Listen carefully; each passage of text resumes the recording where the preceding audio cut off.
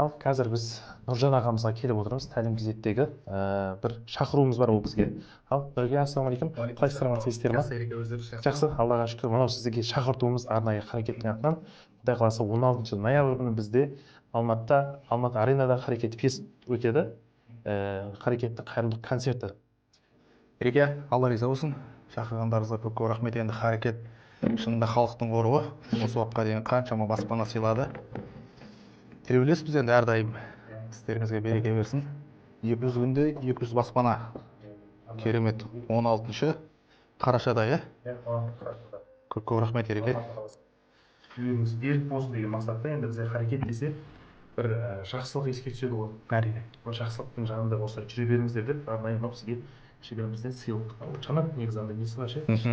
Светильник қой негізі былай жағыңыз қасыңыз болады. Бәрекелді бауырым. Алла тағала бәрімізге береке берсін, қорларыңыз дами берсін. Тілектеспіз әрдайым. Иә.